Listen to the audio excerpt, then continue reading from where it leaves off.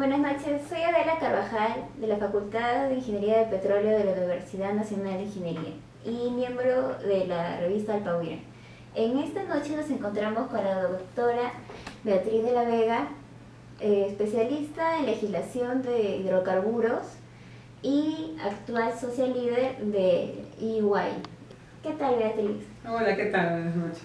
Gracias de antemano por el tiempo brindado para la entrevista y haber aceptado la entrevista. No, gracias a ustedes. Yo soy profesora en la Universidad Católica, en la Universidad de San Marcos y en la de Lima, y sé lo que viven los estudiantes, y yo también en su momento he participado también activamente en la universidad, así que para mí estoy más que complacida de que me hayan invitado a esta entrevista, ¿no? Muchas gracias. Bueno, empezamos con la entrevista. ¿Cuál es su opinión acerca del actual sector hidrocarburífero peruano? Bueno, yo creo que está pasando por un mal momento, y en el sentido de que hay muchos temas en agenda y el tema de hidrocarburos no está siendo atendido con la relevancia que se debería. Hay una ley orgánica, un proyecto de ley orgánica de hidrocarburos sobre la mesa ya en el Congreso, que ha vuelto a la Comisión de Energía para ser reevaluado por una serie de observaciones que se han tenido, las últimas del Ministerio de Economía y Finanzas, lo cual durante el año ha dilatado la promoción del sector, y eso es un poco preocupante porque en realidad demuestra una falta de articulación de las entidades gubernamentales, y también la poca atención o promoción a diversificar la economía en el país, ¿no? Porque si bien es cierto la minería es una industria importante en el Perú, es también relevante tratar de diversificar, y sobre todo cuando vemos que en el sector energía en general hay mucho movimiento afuera, hay muchas tendencias nuevas que deberíamos tomar. Y por otro lado, creo que también estamos desaprovechando la oportunidad a nivel de región, la visibilidad que tenemos por los resultados, las cifras macroeconómicas que nos acompañan. Hay problemas en Argentina, hay reestructuraciones en Ecuador, hay periodo postelectoral en Colombia, hay nuevo gobierno en México. Entonces hay una coyuntura diferente que el Perú podría aprovechar para capitalizar y atraer esas inversiones, ¿no? Entonces creo que lo que está sucediendo es que no hay un apoyo articulado por parte del gobierno en este sentido, ¿no? De acuerdo. Y con respecto a las regalías, a los contratos de licencia y servicios en las etapas de exploración y explotación de los hidrocarburos, ¿qué cambios se debería dar para que se traigan nuevas inversiones al país? Ahí hay un tema así relevante que justamente está vinculado al nuevo proyecto de ley orgánica de hidrocarburos. A partir de junio de 2014, que cae el precio de petróleo, justamente uno de los temas que generó la depresión de las inversiones en el sector era de que los contratos tenían regalías muy altas, porque obviamente varios de estos contratos habían sido parte de una licitación internacional en donde se habían ofertado regalías incluso por encima de las, digamos, legalmente establecidas, ¿no? Para obviamente adjudicarse los contratos. Entonces, al bajar el precio y siendo la regalía un costo más vinculado al costo de producción, finalmente con un precio pues, que llegó hasta $26, versus una regalía de alrededor de 30%, o sea, en promedio, obviamente impactaba en los costos, o sea, con lo cual los negocios en la primera línea de operación ya estaban en pérdida. Entonces, sí se hacía urgente tomar acción respecto a las regalías, y más aún cuando uno mira qué es lo que sucede en otros países, las regalías no son tan altas, ¿no? Entonces lo que ha pasado ahora es que en este nuevo proyecto de ley orgánica de hidrocarburos se prevé la posibilidad de renegociar las regalías respecto a proyectos de petróleo, justamente para impulsar el desarrollo de nuevas inversiones.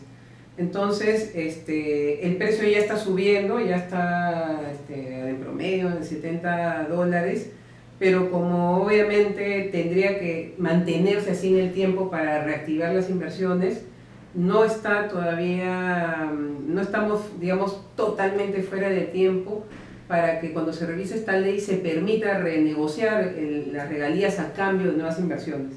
Eso viabilizaría y atraería obviamente la inversión, incluso quizás contratos que ya están aquí produciendo que puedan incorporar hasta nuevos socios para hacer inversiones adicionales. Pero eso implica pues tener lo que te decía articulado, ¿no? Gobierno, empresas, la legislación también clara para que eso ocurra, ¿no?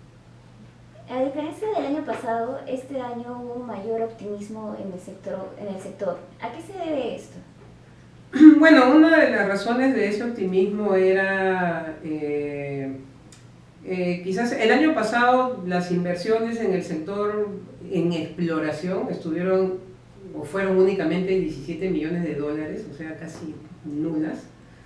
Este año se esperaba que hubieran más inversión, más dinamismo. Hubieron algunos incentivos que el año pasado estuvo promoviendo Perupetro. Uno de ellos era bajar las regalías a 5% respecto a la inversión incremental, pero no tuvo mucho, o por lo menos en lo que va del año, no tuvo mucha acogida. Estaba sobre la mesa plantear algunos cambios, algunos ajustes a la ley, que bueno, está todavía el tema bajo discusión. Y bueno, o sea, obviamente considerando el contexto político, estos temas de agenda se han ido quedando, digamos, en cola. Y como te comentaba, pues recién han habido estas observaciones del Poder Ejecutivo que han generado que regrese el proyecto que ya estaba para discusión del Pleno del Congreso a comisión.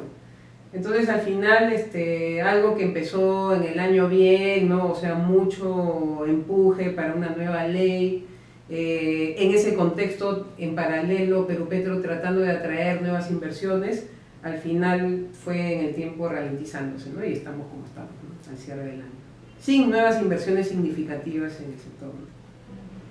¿Qué políticas de la industria de hidrocarburos en cuanto a lo social y ambiental debería cambiarse o fortalecerse? Ahí nosotros, bueno, somos un país que está adscrito a los convenios, tratados internacionales de protección al medio ambiente. Sí hay temas que tienen que ser alineados. Por ejemplo, también hay un tema que está todavía para ser cerrado el próximo año sobre la mesa, es esta posibilidad de que convivan áreas intangibles, áreas naturales protegidas con el desarrollo de la actividad hidrocarburífera. Entonces eso requiere obviamente estructurar políticas claras. Hay obviamente regulación internacional al respecto, que también podría ser analizada casos que han ocurrido donde sí ha habido de repente algún daño al medio ambiente. Yo creo que recogiendo esas experiencias y alineando, digamos, el tema ambiental versus las políticas que sigue el Ministerio de Energía y Minas, podríamos avanzar. Otro tema que también está sobre la mesa todavía es que se pretende modificar el reglamento de participación ciudadana para efectos de los proyectos de hidrocarburos, contratos de licencia. Se hicieron, digamos, una serie de comentarios al proyecto que fue prepublicado y que vencía, creo, en agosto, alguna fecha en agosto terminaban estos comentarios, y estamos también esperando cuál va a ser la nueva regulación, porque también obviamente tiene que estar sobre la base del paraguas de los temas de sostenibilidad y medio ambiente. Entonces hay también algunos temas pendientes por ahí, ¿no? Que hay que tenerlos, digamos, en el radar, ¿no? Se ha hablado mucho de la igualdad de género en la industria energética. ¿Qué nos podría decir acerca de Women in Energy? Bueno, en paralelo hay varias cosas, ¿no? O sea, en el mundo, analizando cómo se mueve la población va creciendo exponencialmente y por otro lado las necesidades de energía también deben moverse a ese mismo ritmo. Entonces, ¿qué es lo que sucede? Que si bien es cierto, también la población femenina está creciendo, lo que no se ve y que ocurrirá hacia el futuro es lo que esperamos, es que haya mayor poder de decisión también por parte de mujeres, ¿no? Y esto ¿por qué? Porque está demostrado de que el tener la mixtura entre un perfil femenino que aporta emociones por ejemplo, en un grupo, en una corporación, en una empresa, versus un perfil más masculino, más ejecutivo, más directo, en ese mix se puede lograr, digamos, potenciar a los equipos a un objetivo. O sea, creo que en general ese es el marco por el cual hay mucho interés en promover la diversidad de género. En el caso de energía, y para esto también en el último reporte del World Economic Forum, las cifras, o sea, son críticas, ¿no? Porque lo que se señala en ese reporte es que el gap, la brecha para poder llegar a la equidad es de alrededor de 217 años, ¿no? Entonces, es muchas tareas por hacer. Entonces, como hay muchas tareas por hacer, si vemos qué sucede en el sector de energía o el petrolero, hidrocarburos, también vemos que es una industria en donde hay más participación de hombres, ¿no? En la industria como tal. Y en el caso peruano, yendo un poco más atrás, en lo que son las carreras técnicas, las carreras que aportan, digamos, el estudio de nuevas tecnologías, también vemos mucha participación de hombres, a pesar de que poblacionalmente estamos casi 50-50. Entonces hay una parte de masa crítica por el lado de mujeres que se pierde para ser incorporadas también a lo que viene a ser el futuro, ¿no? O sea, el uso de nuevas tecnologías, el uso el conocimiento de carreras de ingeniería. Entonces, hay una parte importante que se pierde, ¿no? O sea, yo creo que no es básicamente alentar a que aparezcan más mujeres porque no solamente por un tema de que obviamente la Constitución prevé la igualdad, sino porque económicamente, socialmente, desde el punto de vista que se mire, genera un beneficio que incluso se puede hasta cuantificar. O sea, ya no estamos hablando nada más o sea, de algo que es una aspiración, sino que es una necesidad que tenemos que recoger, ¿no? Y por eso, a través de WIN, lo que nos hemos propuesto es, por un lado, impulsar a que haya más mujeres con talento en el sector de energía que puedan aportar y que puedan tener una voz. Están las mujeres ahí, o sea, lo que requieren es un foro donde puedan obviamente expresar una buena idea y ser recogida y ser considerada. Y por otro lado, también apoyar a que las generaciones venideras se interesen por el estudio de carreras ingenieriles y sobre todo fomentar en las mujeres, ¿no? O sea, ¿por qué? Porque obviamente quizás hay patrones que se pueden repetir de generación en generación, pero creo que empezar desde los colegios, desde la casa, es importante, ¿no? ¿Qué retos tendrían las futuras generaciones de mujeres en la industria de los hidrocarburos? Bueno, el reto primero es aumentar el número hacer más atractivo para las mujeres el acceso a las carreras que implican el desarrollo de nuevas tecnologías y posicionarse dentro de ese mundo, ¿no?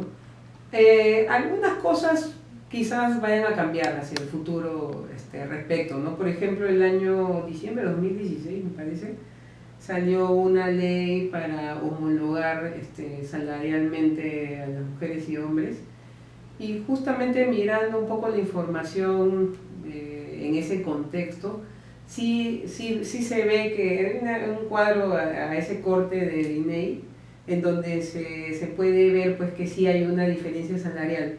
Pero si estamos hablando pues de incorporar a más mujeres a que estudien carreras de ingeniería, que se desarrollen en ese ámbito, con una plataforma incluso legislativa de igualdad de oportunidades, lo que se esperaría es tener a más mujeres en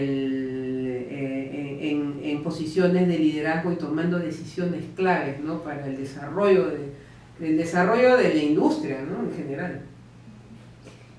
¿Ustedes qué opinan del empoderamiento o qué necesidad se da sobre el empoderamiento de la mujer en este sector? Ahí, bueno, hay mucho por hacer respecto al empoderamiento, porque de plano vemos pues que no hay mucha participación de la mujer, o sea, y eso viene desde que hay pocas mujeres estudiando ingeniería, o sea, tú misma lo debes vivir en tu facultad. Entonces, el hecho de ser minoría, yo creo que debe ser visto como una ventaja.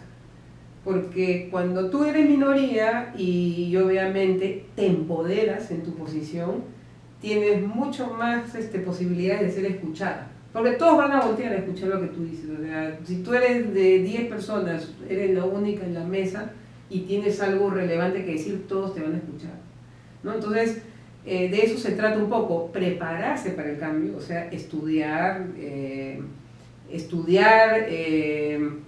tener muchos deseos de superarse y obviamente tratar de traducir cualquier limitación en una ventaja. O sea, también pasa, creo que por cambiar el chip, la forma de pensar, ¿no? ¿Qué opina usted sobre la revista Alpawira? Que es una revista hecha por estudiantes para dar información al público acerca de esta industria de hidrocarburos. A mí me parece una iniciativa interesante, no conozco, o sea, es la primera vez que conozco de una revista, o sea, y de estudiantes para el sector, lo cual yo creo que es algo importante porque creo que esa contribución que ustedes vienen haciendo a través de la revista finalmente va a trascender en el tiempo, ¿no? Sobre todo dejando artículos, opiniones, gente que les apoya, o sea, de por medio, o sea, es algo que va a trascender y de verdad yo los felicito a ustedes por eso. Y por otro lado también ayudar a que desde las canteras se pueda hablar, tener una conversación seria respecto a las bondades en términos de inversión, en desarrollo económico que trae el sector energía y específicamente hidrocarburos. Muchas gracias, Beatriz. Bueno, gracias a ustedes.